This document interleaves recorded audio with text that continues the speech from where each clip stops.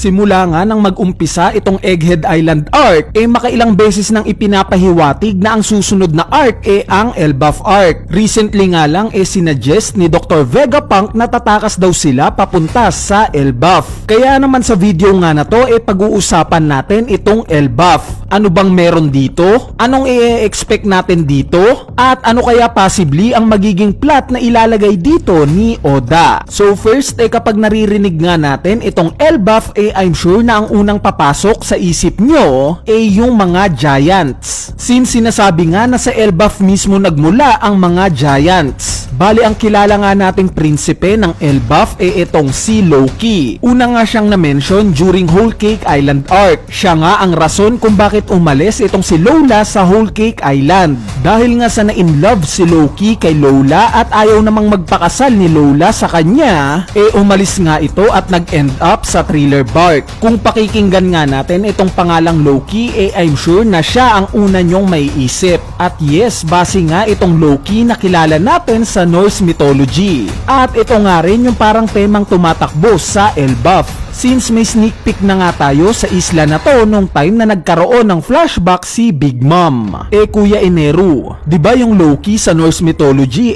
God of Mischief? Ibig sabihin ba ganito rin yung magiging Loki ng Elbaf? So para sa akin nga pwedeng oo. Dahil yung kilala nga nating Loki makulit. Laging gustong gumawa ng gulo at tuso. Sa tingin ko nga siya yung magiging prinsipe na kasama nitong Straw Hat Pirates. Dahil alam naman natin na every arc may prinsesa o prinsipe na kasama itong Straw Hat Pirates na magiging katuwang nila sa main arc. Gaya na lang nila Vivi, Shirahoshi, Rebecca at Momonosuke. Kaya most likely itong si Loki naman ang makakasama ng Straw Hat Pirates sa Elbaf.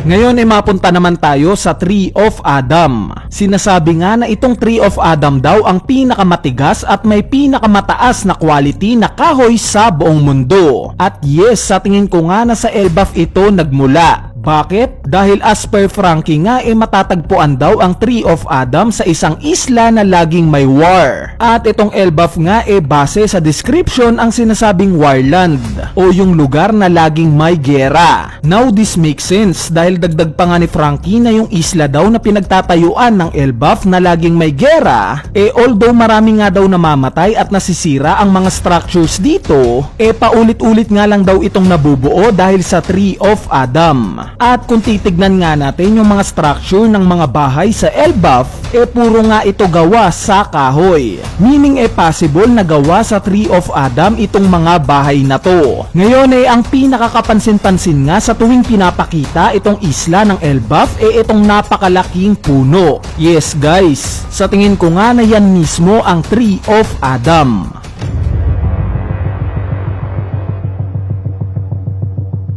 Malaki nga ang tsansa para sa akin na makikita natin si Vivi sa Elbaf. Bakit? Dahil may mga hint na nga na nagpapahiwatig. Gaya na lang ng ipinakita yung panel nila ni Big News Morgan sa mga recent chapters. Out of nowhere nga bigla silang ipinakita. Sa tingin ko parang reminder to na at some point marireunite sila ni Vivi at Luffy. Nagme-make sense nga dahil sa kalagayan ngayon ni Vivi. Namatay na nga yung tatay niyang si King Cobra at pinapahanap pa siya ngayon ni Im Sama. Kaya naman ang best way nga lang para makaligtas siya sa banta ng world government syempre sa pamamagitan ng proteksyon netong Straw Hat Pirates. Kuya Eneru, paanong sa Elbaf naman magkikita itong sila Vivi at ang Straw Hat Pirates? May idea ba siyang doon papunta sila Luffy? Bali ang sagot nga dito somewhat oo. Kung matatandaan nyo unang ang nakabanding ni Vivi itong Straw Hat Pirates as a tropa during Little Garden Arc. At alam nga niya sa mga oras na to na gustong puntahan nila Usopp at Luffy ang Elbaf. Since ito nga yung topic nila kila Brogy at Dory. At dahil nga sa technically malapit lang ang Elbaf sa Egghead Island, pwede ngang magka-idea si Vivi na papunta na itong sila Luffy sa Elbaf. Kaya possible na magpahatid siya kay Morgan papunta dito. So parang ironic lang na unang naging kaibigan ni Vivi itong sila Luffy during Little Garden Arc kung saan may dalawang giants. At muli siyang marireunite sa Straw Hat Pirates na present na naman itong sila Brogy at Dory. Since nakita nga natin sila nakasama ni Shanks sa Elbaf.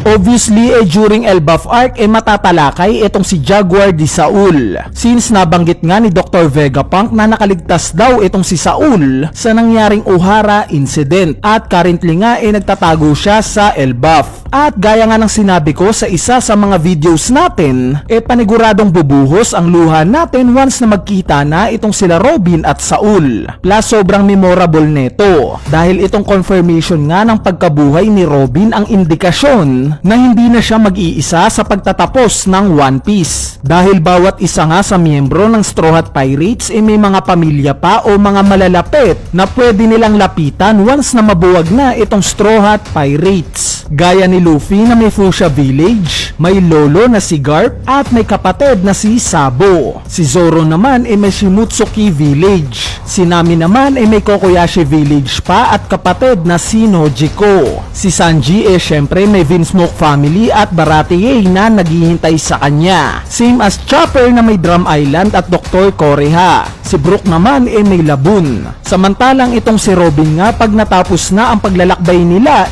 wala na. Wala na ngang Ohara at wala na siyang pamilya. Kaya naman ang mabuhay nga itong si Saul sobrang laking impact neto para kay Robin.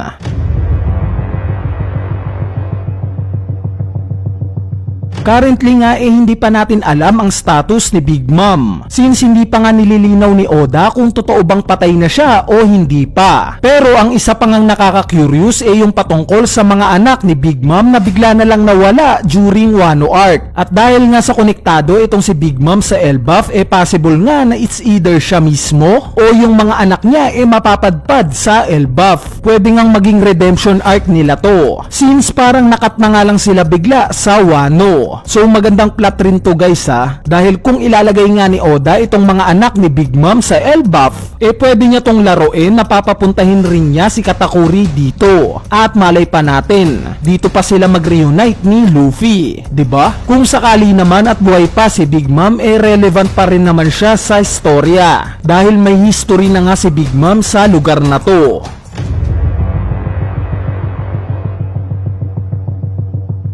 Dahil nga sa nasa final saga na tayo nitong One Piece at isang road poneglyph na lang ang hinihintay, malamang sa malamang na matatalakay ito during Elbaf Arc. So may tatlo nga akong candidate kung sino ang may hawak nitong huling road poneglyph. At ito nga sila Shanks, Jaguar di Saul o yung man with Mark Flames. Kung sino nga ang may hawak sa kanila I'm sure na makikita natin yan sa Elbaf Arc. Kung na kay Saul nga automatic nang nasa Elbaf siya. Kung yung man with Mark Flames naman siguradong marireveal na yung pagkatao niya sa Elbaf na most likely naman since una nga nating nalaman yung pagkatao niya kay Eustace Kid at itong si Kid nga papunta sa Elbaf kung saan nabanggit niya na target niya itong man with Mark Flames. At ang huli kung si Shanks naman ang may hawak ng huling road poneglyph I'm sure na makikita natin siya sa Elbaf Arc. At malay pa natin dito na mangyari yung matagal na nating hinihintay na reunion nila ni Luffy, 'di ba? Bali overall nga si Loki,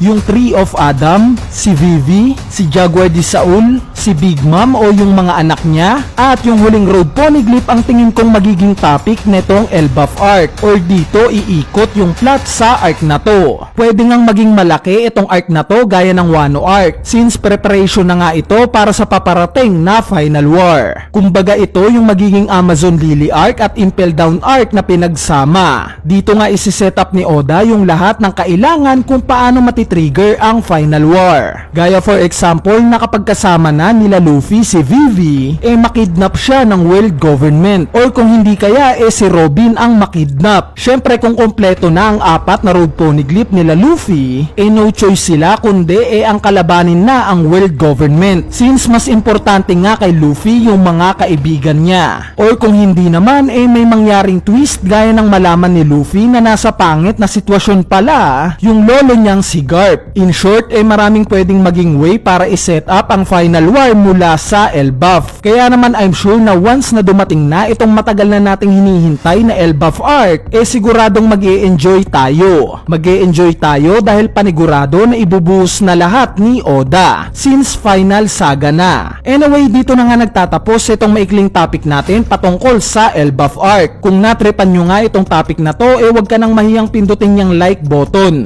dahil napakalaking tulong na nga niyang like nyo para sa ating channel. So yun lang, peace!